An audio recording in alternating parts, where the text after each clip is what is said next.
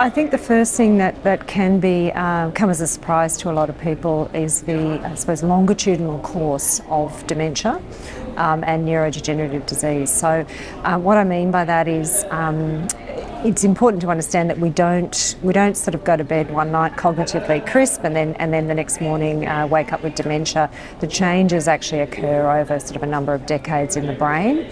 And even prior to the point at which dementia process is diagnosed, typically individuals go through what we call a mild cognitive impairment phase. So, and at that level where the changes in cognition are more mild but don't amount to a frank dementia, there are already declines in an individual's ability to manage more complex financial matters and in particular make financial judgments that are complex.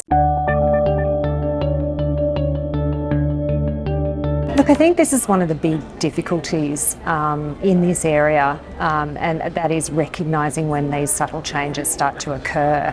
And to be frank, it is very, very difficult. Around about 50% of dementia diagnoses are missed by GPs in developed countries. So what that means is that there are a lot of individuals over the age of 60, and to be precise, by the time we get up to the age of 70, between the age of 70 and 90, around 37% of us have this mild cognitive change that, as I say, is enough to impact on financial decision-making capacity.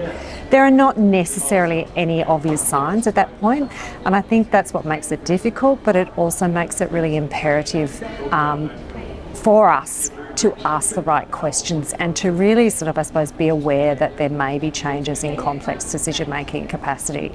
So I think no is probably the answer to that. There are no obvious signs often, and we can't rely on appearance or somebody's conversational skills to tell us that.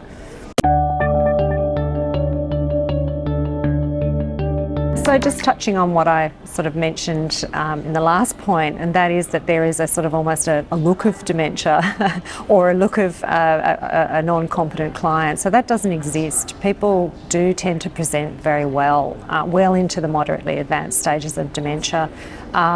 Look, as I say, these changes are not black and white. So, dementia is not an all or nothing thing.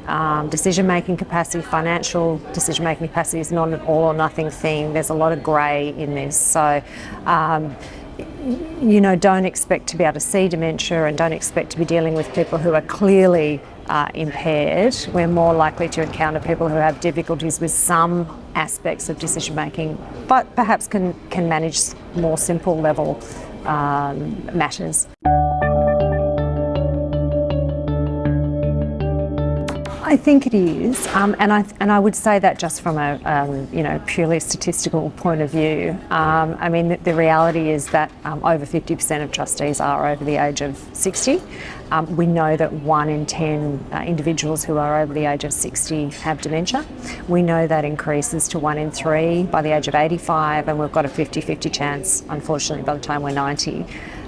So look, I think, the stats are there that tell us that really it is the prudent thing to do to have a backup plan in place.